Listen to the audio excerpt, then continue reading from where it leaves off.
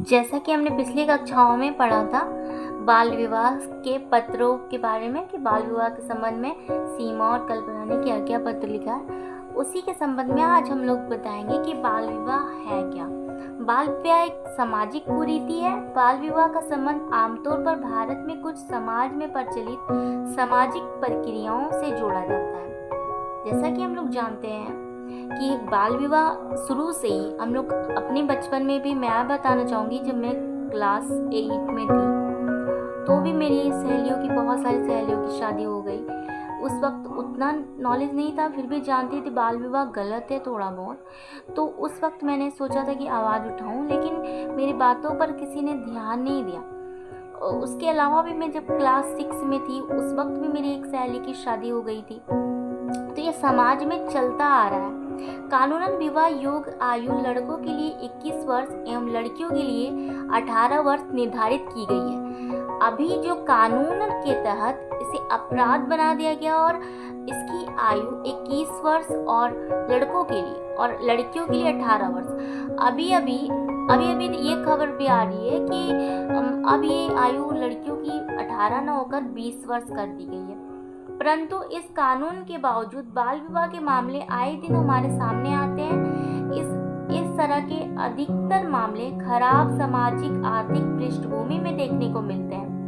अशिक्षा भी एक प्रमुख कारण है। हाँ, ये कहाँ पे हम लोग को देखने को मिलता है? जहाँ के लोग बहुत ज़्यादा गरीब है और फैमिली में बहुत सारी लड़कियां हैं और समाज के लोग पढ़े लिखे बिल्कुल भी नहीं है, तो उन्हें पता नहीं होता है ना कि शादी करवाना सही है या गलत बात। अभी तो छोटी है, चलो पढ़ाई करने दे, अभी इतना सारा बोझ कैसे उठा पाएगी। लेकिन उन्हें इसका कोई मतलब, बस उन्हें लगता है कि किसी तरह अपनी बेटियों की शादी कर दे, और वो वही काम करते हैं कि बड़ी हो गई है, लोग क्या कहेंगे, शादी कर दी, बस वो वही सोचते रहते हैं। बाल विवाह बिल्कुल भी ठीक बात नहीं है और ये सबसे मुख्य इसका कारण जो है अशिक्षा। भारत में कुछ क्षेत्रों में बाल विवाह के मामले बहुत अधिक देखने को मिलते हैं। वस्तुतः बाल विवाह कानून की दृष्टि में एक अपराध है। इसके अनुसार यदि 21 वर्ष से कम आयु का लड़का और 18 वर्ष से कम आयु की लड़की की शादी होती है तो शादी के लिए तो जितने भी लोग जिम्मेदार होंगे वो सारे दंड के हकदार होंगे। बाल विवाह निषेध कानून के तहत इस तरह की शादी करवाने वाले या योगदान देने वाले व्यक्ति, वर या वधू पक्ष के माता पिता, रिश्तेदार, बाराती, विवाह करवाने वाले पंडित दंड के भागी होंगे। जो भी बाल विवाह करवा रहे हैं ना, अगर किसी के पेरेंट्स करवा रहे तो वो भी जिम्मेदार होंगे, और किसी के रिश्तेदार, रिलेशनशिप, बाराती वगैरह जो जाते हैं, पंडित जो करवा रहे होते हैं, वो भी जिम्मेदार होंगे। तो बाल विवाह बिल्कुल भी अच्छी चीज़ नहीं है, लेकिन हम सभी को मिलके इसके खिलाफ आवाज़ उठाना है। लेकिन आजकल कोई भी आवाज़ नहीं उठाता, चुपचाप शादी कर लेता है, जो कि गलत बात है। और समाज के कुछ पढ़े लिखे लोग भी इसे देखकर नज़रअंदाज करते हैं, अरे उसकी बेटी है। लेकिन ऐसा नहीं होना चाहिए। लड़कियों की लाइफ पूरी ख़राब हो जाती है, वो जीती जी मर जाती है, उसे कितनी सारी मुश्किलों का सामना करना पड़ता है, बहुत ही ज़्यादा। आगे हम देखेंगे कि बाल विवाह बाल निषेध अधिनियम का उल्लंघन है। बाल विवाह जो हमारा निषेध अधिनियम आया था बाल विवाह के संबंध में, उसका उल्लंघन करता है। इसका नकारात्मक प्रभाव लड़के और लड़कियों के दोनों पर पड़ता है। इसके फलस्वरूप उसके शारीरिक विकास, स्वास्थ्य, मानसिक और भावनात्मक स्थिति, शिक्षा आदि पर बुरा प्रभाव पड़ता है। कम उम्र में शादी के फलस्वरूप जो बच्चे पैदा होते हैं वो प्रायः कमज़ोर होते हैं। बाल विवाह के कारण क्या होता है कि लड़के हो या लड़की, दोनों के मानसिक और शारीरिक स्वास्थ्य दोनों पे प्रभाव पड़ता है, खासकर लड़कियों। और ये जो बाल विवाह है वो कम उम्र में शादी के बाद जो भी बच्चे पैदा होते हैं वो भी कमज़ोर होते हैं। इसका प्रभाव बहुत ही ज़्यादा दुष्प्रभाव पड़ता है। इससे बाल मृत्यु दर में वृद्धि होती है। कम उम्र की लड़कियों की मां बनने के दायित्वों का निर्वहन भली भांति हुए नहीं कर पाती है। सरकार बाल विवाह को रोकने के लिए कई कदम उठा रही है। हमारे सरकार ने बाल विवाह को रोकने के लिए कई कदम उठाए हैं। शिक्षा के विस्तार के जरिए, विभिन्न संचार माध्यमों के जरिए, विज्ञापन के द्वारा, नुक्कड़ नाटकों के द्वारा, कार्यशालाओं आदि के द्वारा बाल विवाह में होने वाली हानियों को बतलाया है और पाठ्य पुस्तकों में बाल विवाह के नकारात्मक प्रभाव को शामिल किया जा रहा है ताकि बच्चों को अधिक से अधिक जानकारी दी जाए। अभी जो हम पुस्तक पढ़ रहे हैं वो कक्षा 8 की पुस्तक है। 8 से ही हमें बता दिया जा रहा है कि बाल विवाह कितना ही ज़्यादा बुरा चीज़ है।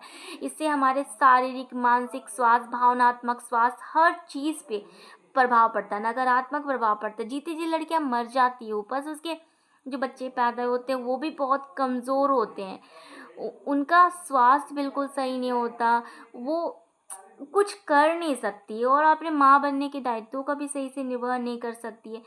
तो बाल विवाह रोकने के लिए हमारी सरकार ने बहुत सारे कानून जैसा कि अभी अब देख रहे हैं कि अभी 8 क्लास की पुस्तक में हम लोग पढ़ रहे हैं बाल विवाह के संबंध में, तो इससे जानकारी मिल रही है ना। तो और उसके अलावा भी नुक्कड़ नाटक के माध्यम से भी, फिर बहुत सारे पत्र पत्रिकाओं के माध्यम से बाल विवाह को रोकने के लिए बहुत सारी जानकारियाँ दी जा रही है। बाल विवाह की रोकथाम के लिए बाल विवाह अधिनियम 2006 में निम्नलिखित प्रावधान किए गए।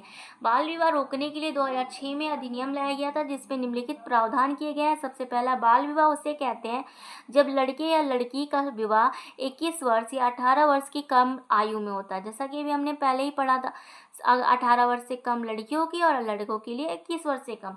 अगर कोई व्यक्ति जिसकी उम्र 21 वर्ष से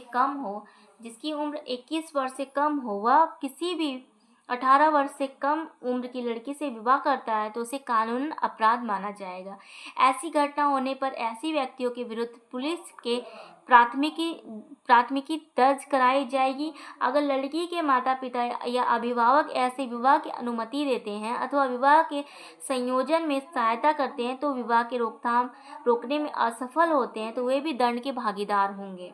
अगर कोई माता पिता भी ये काम कर रहा है या कोई भी इंसान जो बाल विवाह के पक्ष में है वो भी दंड का अपराधी होगा।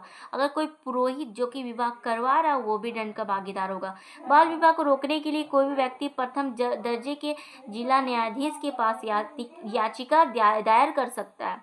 कोई भी व्यक्ति वो जाके जिला न्यायाधीश मतलब कोर्ट में याचिका दायर कर सकता है। झारखंड में प्रखंड विकास पदाधिकारी को बाल विवाह निवारण अधिकारी के रूप में नियुक्त किया गया है। झारखंड की जो बीडीओ हैं उन्हें भी बाल विवाह निवारण अधिकारी के रूप में नियुक्त किया गया तथा ऐसे मामलों की शिकायत उनसे भी की जा सकती है। बाल विवाह से पीड़ित व्यक्ति पारिवारिक या जिला न्यायालय में ऐसे विवाह को अमान्य घोषित कर सकते हैं। अतः हमने देखा कि बाल विवाह से किस प्रकार की हानियाँ होती है और उसे रोकथाम करना चाहिए हमें हर हाल में, चाहे आप हो या हम, सभी को इसे रोकने के लिए उचित उपाय करने चाहिए। बाल विवाह के विषय में तो हमने अध्ययन कर लिया। अब हम लोग नशाखोरी के संबंध में अध्ययन करेंगे अगली कक्षाओं में।